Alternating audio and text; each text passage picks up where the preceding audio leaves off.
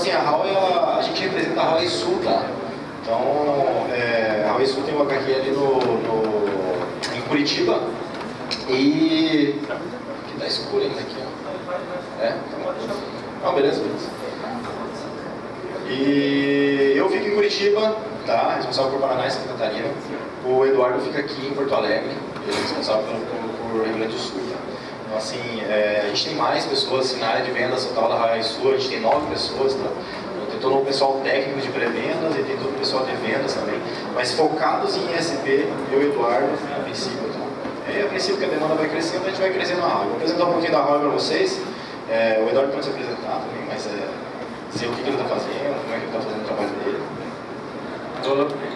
Não, acho que o Jordan já apresentou, né? Mas só para vocês entenderem, então, eu e o Jordan, a gente trabalha com o Sul aqui, eu com o Rio Grande do Sul e ele com o Paraná e Santa Catarina. E o nosso foco aí acho que do meio do ano em diante foi ISPs, tá? E vai continuar sendo por 2016, né? Esperamos. E como ele falou, a gente está com essa estrutura, ele deve falar um pouco mais sobre essa estrutura específica para ISPs, que a gente já tem toda essa operação hoje para as operadoras, e a gente quer meio que fazer um copy-paste para atender vocês, né? Que é um mercado que a Huawei aposta muito também. Ele vai comentar um pouco mais das nossas soluções de LTE e explicar um pouco mais da Huawei Mundo, Huawei Brasil, Huawei Sul. Do mundo para o sul, né? Então, ano passado, inclusive, a gente fez alguns eventos, né? Um deles foi o SP Summit, lá no Paraná, em Curitiba. A gente está programando para fazer pelo menos uns 3 eventos no ano que vem, um evento Huawei mesmo, tá? Aí vocês vão receber os convites também, tá? E, assim, falando um pouco da Huawei, então, a gente, na Fortune, a gente tem lá o ranking 228, né, porque na Fortune é por revenue, né, e a gente está em 170 países, a gente é líder global em soluções ICT, tá, tem mais de 76 mil pessoas trabalhando só em pesquisa e desenvolvimento, tá, tem 170 mil pessoas no total, né, na Huawei Mundo, temos 16 centros de P&D, esse número na verdade é sempre atualizado, esse aqui é o último número, a gente tem 16, mas já tem alguns em construção. E mais de 31 centros de inovação, que são centros que a gente faz com algumas operadoras ou cria com algumas empresas também. Tá? Só complementar aqui, esse centro de inovação, inclusive, acredito que em fevereiro já esteja pronto. A gente está com o centro de inovação na PUC, dentro do Tecnopuc, que inclusive tem uma antena LTE.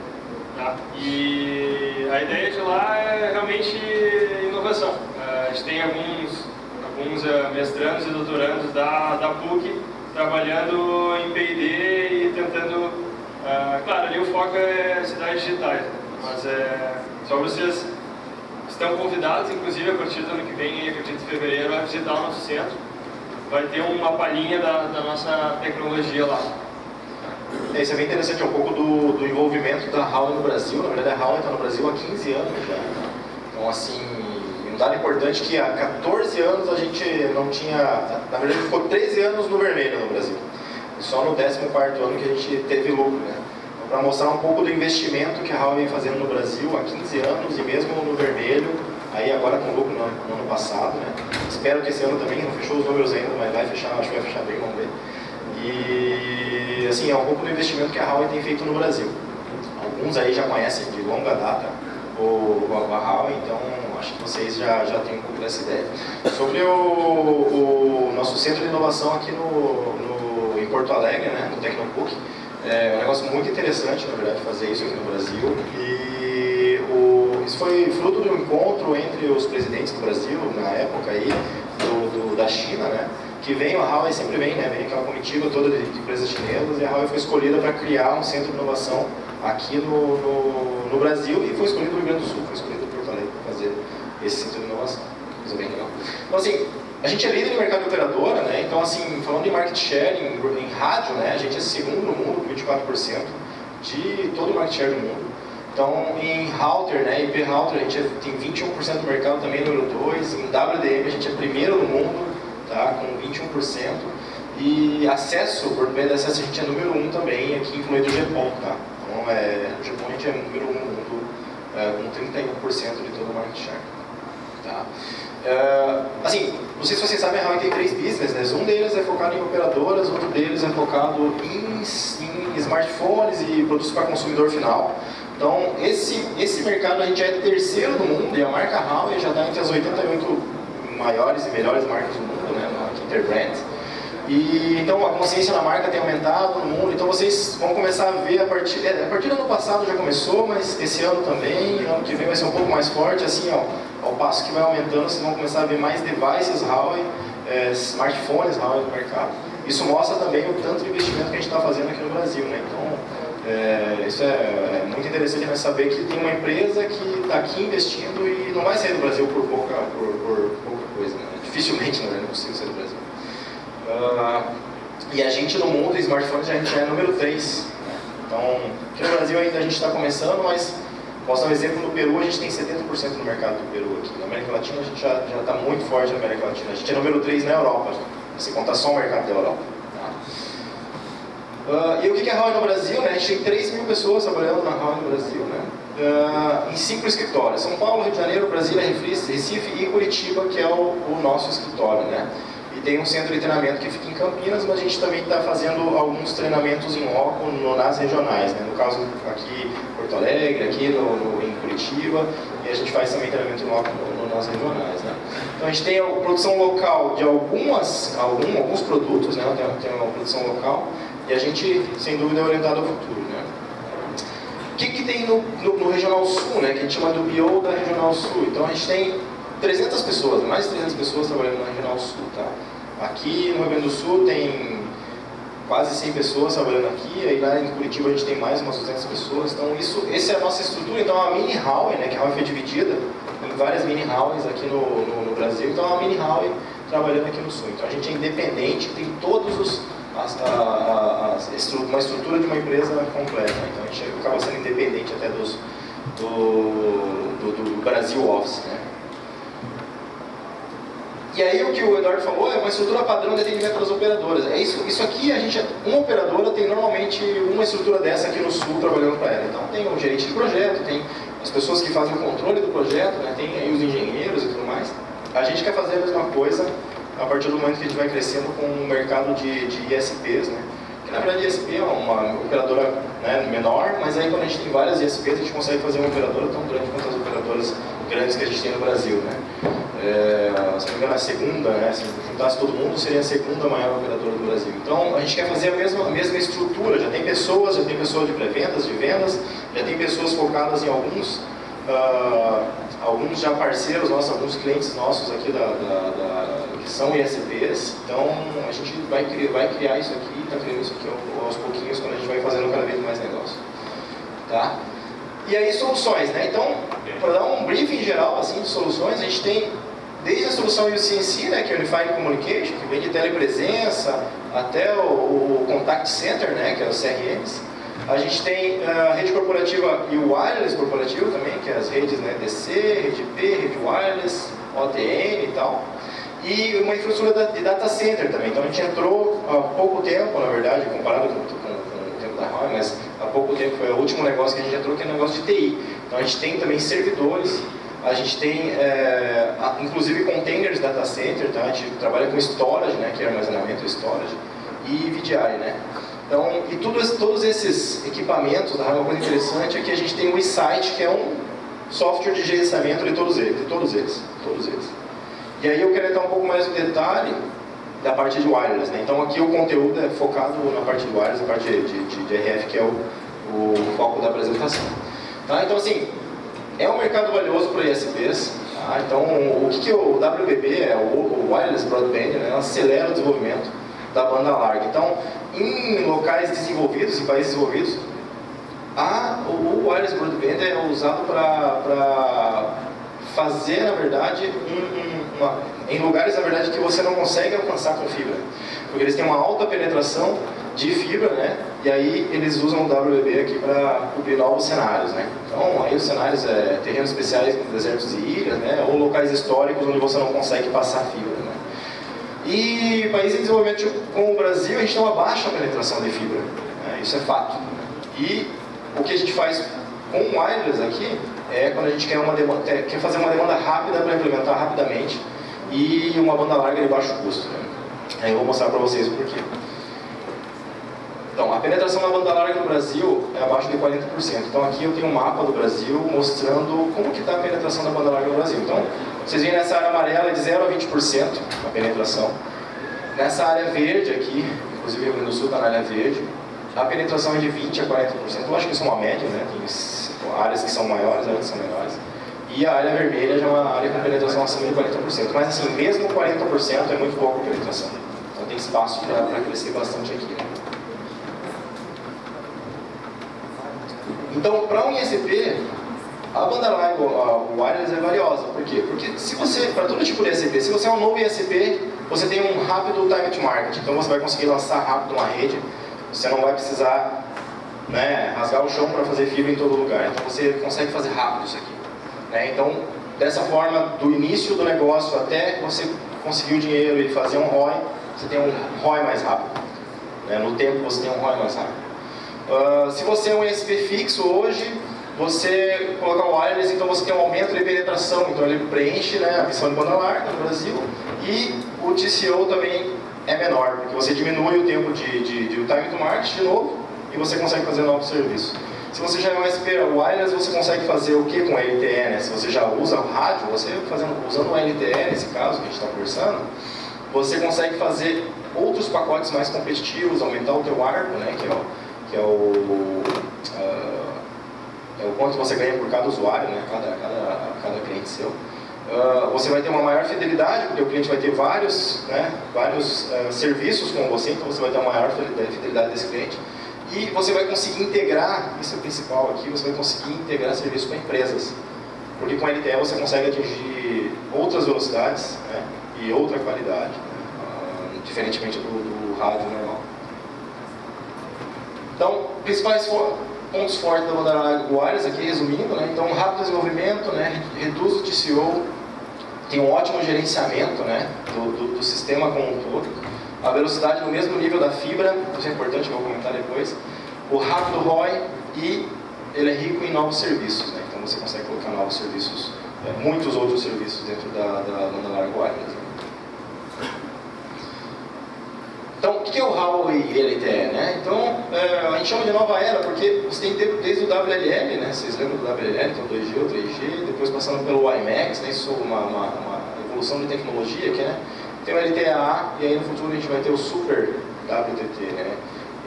O WTTX é tipo o FTTX, na verdade, a gente chama de Wireless to the X, né? Então, chegar em qualquer lugar.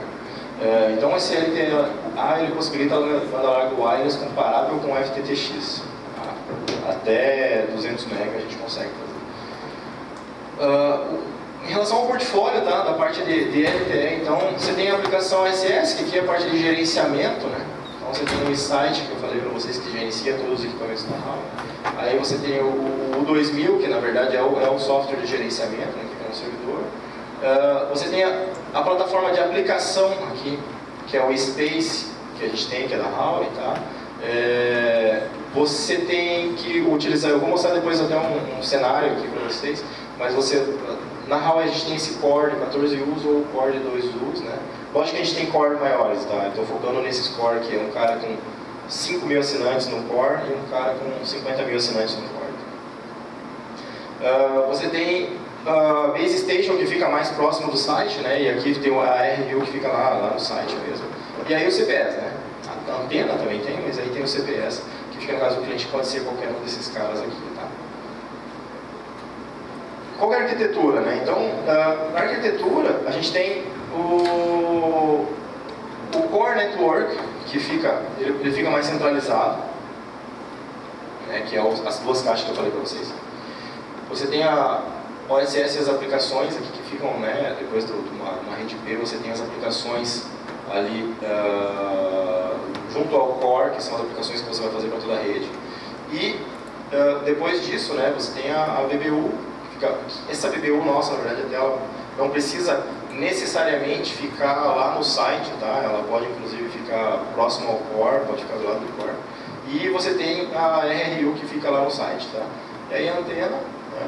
E você pode colocar um CPE outdoor ou um CPE indoor, né? A gente tem vários modelos, na verdade, aqui e tal. E aí depois você pode colocar VoIP, pode colocar vídeo, pode colocar dados e tal, que são as aplicações possíveis em cima de LTE. Então, quais são as principais features, né? Então, a gente tem o ELTE para vários cenários de implementação, né? Nesse caso aqui, ó, é uma alternativa para o FTTX, né? É a evolução do WiMAX, né? Então é 10 vezes a capacidade do WiMAX. E é uma banda larga que a gente consegue fazer até 10 km de alcance, né? Lógico, esse 10 km de alcance tem, assumindo 2.5 GHz e tudo mais. Então 10 km é o máximo lá numa área aberta você consegue fazer. Já vi casos de chegar até 15 km dependendo da faixa de frequência, né? Uma faixa baixa como 400 MHz você consegue fazer até 15 km. O peak rate que eu falei, que está falando aqui, na verdade é 400 megabytes, mas ele vai chegar a 400 megabytes ainda, que é nesse gráfico que eu estava mostrando para vocês aqui, é o gráfico que fala do Super WTTX, tá? E o LTE lá também, tá? Então ele vai chegar a 4 mmol. E o que é interessante, na verdade, né? Você tem multiband. Então os nossos equipamentos, esses equipamentos que eu falei, eles atendem qualquer uma das faixas de frequência que estão sendo ofertadas, né? Então, lógico, isso não é o mesmo equipamento normalmente, é o mesmo equipamento, mas lógico, setado com uma frequência diferente, né? Qualquer uma delas, inclusive essa faixa de 700 MHz que é FDD aqui, que é a faixa que vai ser para Public Safety, né? Para a segurança pública. Inclusive a gente tem equipamento para segurança pública, focado em segurança pública, que também é LTE. A gente tem equipamento que a gente chama de Rapid LTE, que você consegue fazer uma rede em meia hora, você consegue fazer uma rede. Tá? Uma caixa desse tamanho assim pesa 70 kg. Você consegue ir para locais remotos e fazer uma rede entre rádios, é uma rede trunk, né? Entre os rádios da polícia, por exemplo. A polícia consegue se comunicar. E comunicar via rádio, mandar vídeo um para o outro num lugar remoto, fazendo uma rede ali que faz o deploy em 30 minutos. E a gente tem flexibilidade no sentido de redes de larga escala, né, onde você tem um core de 14U com um máximo de 1.500 base station, né, que é as BBUs, ou um máximo de 200 mil usuários, né, nesse caso aqui, com 40 GB de throughput. Ou pequena média escala, você tem um core de 2 Us, né, até 50 base station, com um máximo de 5 mil usuários, e um throughput até 4 GB.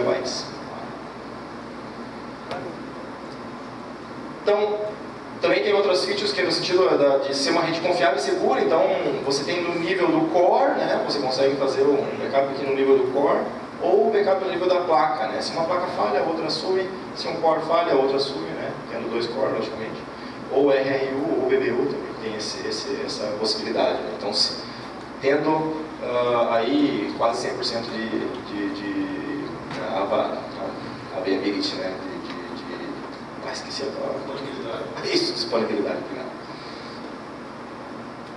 Então, outra feature aqui é uma rede otimizada, né? Então, o CAPEX e o OPEX é reduzido. Por quê? Porque, normalmente, eu preciso de 4 equipamentos para fazer o que o core faz, né? A gente tem um single cabinet aqui, que é um só equipamento para fazer todo o trabalho desses 4 outros equipamentos aqui, das 4 outras features aqui, né? Você tem a possibilidade de menor custo para um equipamento de 2U, né? Um CN, que é o nosso core de 2U, que é o menor, né? LTE do mercado, né? Com 5 mil clientes. E o NMS, que é o Network Management System unificado, né? Que é o eSite, então ele consegue gerenciar todos os equipamentos da rede, Huawei, né? Todos os equipamentos que são Huawei da rede. Se você tiver os roteadores da Huawei, vai ser o mesmo equipamento, o mesmo software. Se você tiver os switches da Huawei, se tiver o produto da Huawei, na verdade é tudo gerenciado por esse cara.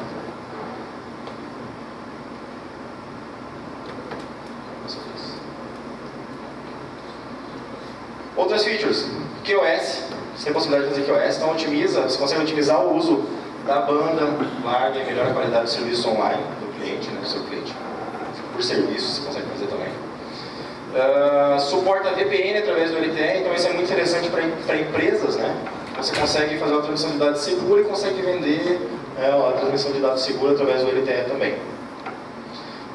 Outras features também, interoperabilidade em redes de outra arquitetura, ou seja, se tiver, vou dar um exemplo, não sei se acontece na verdade, mas você tem um ISP numa cidade, tem um ISP de outra pessoa em outra cidade, você consegue fazer interoperabilidade, digamos que os dois se fundam, façam uma fusão, ou uma empresa compra os dois e quer que os dois se comuniquem, você consegue fazer a comunicação dessas duas redes, mesmo que um deles tenha comprado um grande e o outro tenha comprado um pequeno, ou vários pequenos, ou vários grandes. Então você consegue fazer essa interoperabilidade. Então a gente tem uma possibilidade, que é uma possibilidade legal para início, né? Que é o acesso a rádio compacto único com baixo investimento. Então a capacidade para 3 BBUs, um total de 300 clientes. Tá? Não tem a necessidade daquele core. Tá? E suporta autenticação e posicionamento simples e um run compacto. Né? E aí uma rápida implementação, né? Como é do padrão. Então esse cara aqui é o menor cenário possível onde você não precisa do core. Mas você também não tem gerenciamento aqui pelo software. Tá? Então não precisa também do software nesse caso. Mas você tem possibilidade das aplicações também. No entanto, é só 300 clientes, só 3 BBUs. Serviços. Então, você consegue entender fazer uma internet na velocidade da fibra para o seu cliente, né? Então de 10 a 50 megabytes por linha você consegue chegar. Você consegue oferecer a possibilidade de OTTs, né? Que é Over the Tops. Então, todas essas aplicações over the top, por exemplo, Netflix, que foi bem falado aqui, ou outras aplicações, por exemplo, como é o nome daquele de música? O Spotify da vida, ou o YouTube também é over the top, então você consegue oferecer esses serviços, ou se você tem o seu próprio, com o conteúdo seu próprio, você consegue oferecer esse serviço também. E aí, em SD, né, de 1.5 a 2.5 megabytes, seria a velocidade que ele teria que ter para conseguir em SD. Em HD, de 2.5 a 4 megabytes. E aí, em Full HD, né, 7 a 8 megabytes, depende da velocidade do que você quer entregar para o seu cliente. Né. E para pequenas e médias empresas, né, você tem uma velocidade que chega ao nível de fibra, né, e a garantia de QoS e L2 e L3 VPN, então você consegue fazer inclusive VPN para os clientes que são clientes corporativos. Uma coisa interessante também, que é um serviço que pode ser agregado e vendido. Lembra que eu falei do Smart Cities, da parte Safe Cities? Então, a polícia hoje ela pode querer comprar os equipamentos da Huawei para fazer a rádio trunking deles, ou eles podem querer contratar de alguém esse serviço. Eles vão ter a frequência deles de 700 MHz, mas alguns deles não querem operar uma rede LTE nessa frequência.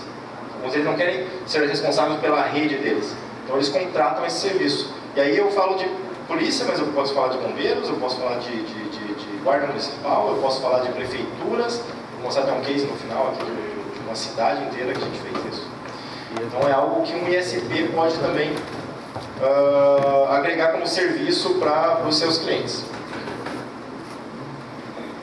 E aí a gente fala de tudo, né? Na verdade, eu falei de Smart City, mas você tem Smart Sensors, né? Smart Meters, que é para você medir, por exemplo, a conta de luz, e tem um monte de aplicações de Smart City, na verdade, que podem ser feitas através do LTE também. Isso, do IoTs, que é a internet das coisas, né? Focando em IoTs. Né?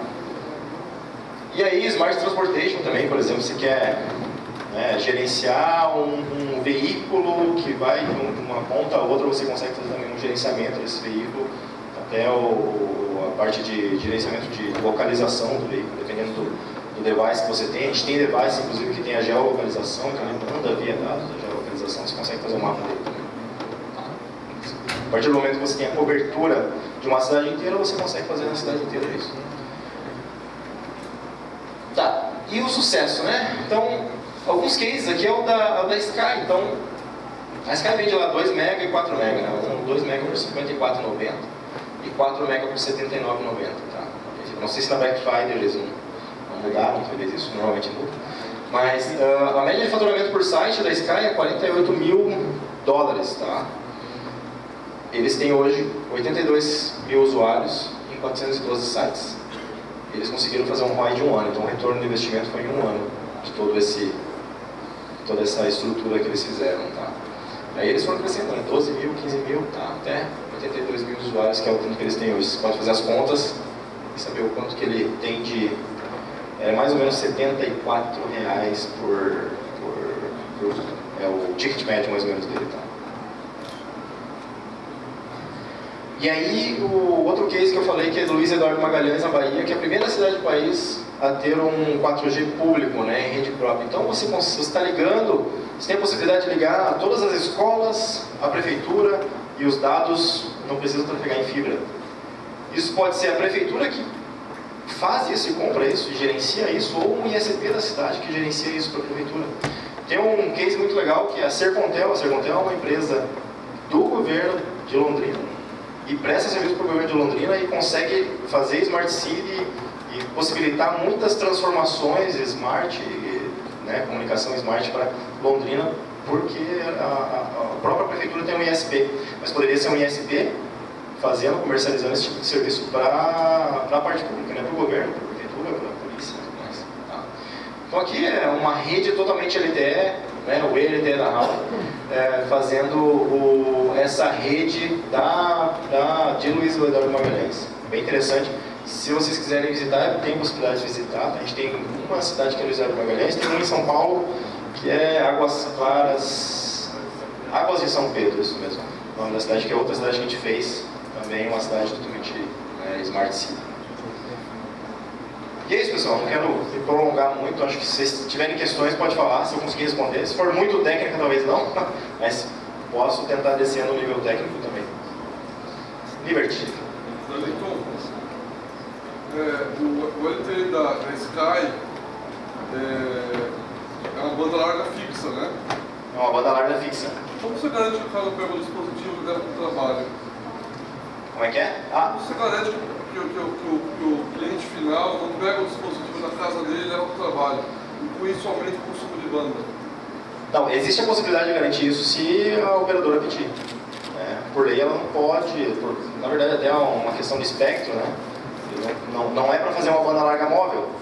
No entanto, na frequência que eles têm, existem celulares que funcionam nessa banda larga. Né? O caso dele não é móvel, é automático, né? Ele desliga em casa e liga no trabalho. Isso pode. Isso pode. O que não pode é ele sair falando dentro do carro. Isso, ele não pode pegar o celular falando. Não pode. Pode se a operadora tiver associada à frequência uma licença SMP. Isso. Não é o nosso caso agora, talvez seja no futuro. Associarmos à nossa frequência, que a gente vai comprar aí semana que vem, uma licença SMP. Isso vai ser possível no futuro. Tá? Só vai ser Hoje possível não. para quem comprar. Hoje não, só vai ser possível para quem tiver a frequência. Hoje não. Tá? Então o celular da Huawei fala com essa plataforma aqui, provavelmente. O meu que tem ali, acho que fala em frequência até. Fala até 2,5 GB. Até o iPhone 6 fala em TD-LTE. O 6 e o 6S aí já falam em TD-LTE. Só que não pode, por isso que tem que usar o CPEzinho esse aí. Não pode, porque nós não somos SMP. Funciona, só que ele está na rede aí, funciona. Mas não pode, ainda. Tá? Pergunta que eu tenho. Tem muito desse slide aqui, ó. 3 BBUs, 300 clientes, sem core, sem nada. Quanto custa esse troço aí? Quantas idades? Não, uma. Quero começar a operar em 18 meses, eu sou obrigado a operar. Eu não tenho o preço aqui comigo, tá? Dá um chute. Não, nunca Se tenho. tu errar por 20%, aí a gente perdoa. Em dólar, FOB, Eu nunca dei o preço comigo. a gente calcula. Não, eu gostaria de conversar. Isso aqui é pro projeto, tá? Então, assim, é bem importante isso falar que é pro projeto. Então, Só que assim, 80% do pessoal que está nessa sala quer isso aqui. Para começar, pelo menos. Depois que ele tiver 1.000 assinantes, nós vamos conversar em 5.000. Depois que tiver 5.000, nós vamos conversar em 50.000. Só que eu preciso começar por isso aqui. então eu pedi para os chineses me darem o preço desse aqui, eles ainda não me deram. Sério, eu pedi. Eu tenho o preço de outros que é maiores. Tu já está convidado para março aí, tu dá esse preço aí, então. Esse preço é tranquilo. Qual o preço? Março é tarde. Março é tarde. Oi. Tem o preço maior e deu o maior, certo? Não, então assim, 10 cidades, 5.000 clientes, até 5.000 clientes, 600 clientes em paralelo, mais ou menos. A gente fez eu esfreguei lá o chinês para ele me dar um preço bom e para tentar apresentar alguma coisa para vocês. Com 10 cidades com core aí de 5.000, aquele core de 5.000. Corzinho. Com 3 antenas, né, que 180 graus cada uma, 2 milhões de dólares. 10 cidades, 500 mil por cidade, calma. Tá, e esse preço aqui, pô, não tem o core, né? Esse é menos, né? Então, presumo que seja um pouco menos. O core aí é... Como? O core é mais ou menos... Quantos clientes autenticados? 600? 5 mil clientes. Ah, 5 mil. 5 mil clientes autenticados. Quantos clientes autenticados? 5 mil. Em 10 cidades. Em 10 cidades, 500 por cidade. Quanto custa por cidade? Então, só fazer uma conta por cliente. $200 mil por cidade. Essa é a solução cara. Não, para aí. 600 mil. Custa R$1.000 por cliente. Não, 700. R$1.000 por cliente. Isso é simples ou fora? Não, isso é TDP aqui. Isso, Brasil. É isso que você paga. $1.000. R$1.000.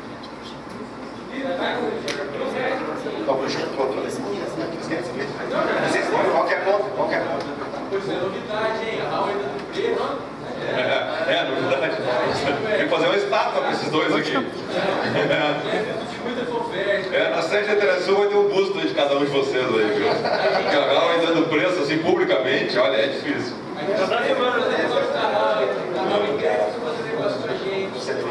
Tá filmado. Não, é só foto. Só foto. Faça a conta aí para nós aí, como é que é? 2 milhões de dólares. Quantos clientes são? 5 mil? 5 mil. Então divide aí 2 milhões por 5 mil. Por usuário. Não? Você consegue fazer para 200 usuários em paralelo, todo mundo, 8 mega. Sim, mas aqui são 300 Essa não trouxe. clientes. Né? É que isso vai Isso aqui é falar. isso aqui é uma topologia de um provedor de internet hoje. Isso é topologia. Só que é topologia de Isso realmente eu provedor. não tenho preço. Assim, eu consegui esse preço que eu estou falando para vocês ontem. Não, ontem não. Hoje de manhã eu confirmei o preço. Por isso que eu estou falando. Assim, mas é Entrega de banda, tem que entrega de banda nesse projeto por usuário. Esse aqui. 8? Não, 8 mega. Não, esse aqui eu não sei. Não, esse aqui eu não sei. esse aqui, assim, deixa eu fazer uma comparação. A gente Mas tem depende do throughput, né? Depende de quanto você coloca também. Mas se você coloca um throughput de 2 GB, que é o caso que eu estou falando, esses de 2 milhões, então, é um throughput de 2 GB, você consegue entregar para 200 usuários só 8 MB. Então, se colocar 8 MB para 200 pessoas, chega nos 2 GB. Quantos megahertz? Em paralelo. 8 megahertz. Não, é. 800 clientes. Depende. Mas 8 MB para 200 usuários é fácil com 100 megabits. Não precisa 2 GB. De jeito nenhum. Como? A largura dos megahertz. A largura eu não sei. Não sei, eu posso confirmar isso. Não sei. Eu acho que é 5 MHz. Cada canal é 5 MHz. Comprou 3, comprou 15, são 3. Comprou 35, são 5. Tá? Provavelmente seja isso aí. Isso eu posso ir confirmando, tá? Que eu consegui esse negócio só. Bom, o tema de carros aí é dar esse preço aqui para nós. Ó. Beleza? Mais alguma pergunta, pessoal? Estou à disposição, aproveitem. Eu ia perguntar da faixa de 1.8 e 1.9, a solução é a mesma, né? É mesmo, comprar os blocos. é a mesma, não interessa. Não interessa a faixa. Não, o que vai interessar é a sua cobertura, né? A cobertura vai ser tanto maior quanto menor foi a frequência que você comprou. Então, menor é melhor. O core é possível compartilhar entre diversos provedores? Podemos comprar um core e botar lá no grupo Sinos, lá no Henrique, O core pode ficar aqui em Porto Alegre e você atender e qualquer lugar que eu você fazer um EPLS para qualquer lugar. É camada 2, 3, o que é? Pode fazer também. Pode fazer? Acho que sim, né? Não. IP, eu gosto, não olhei IP. É IP, né? Pelo que eu vi, Ah, não, os mas projetos é tudo IP. Isso faz TLP. É tudo... Esse é o mais motivo para se juntar, às vezes. Mas o motivo para se juntar aí, vários compram. Wellington,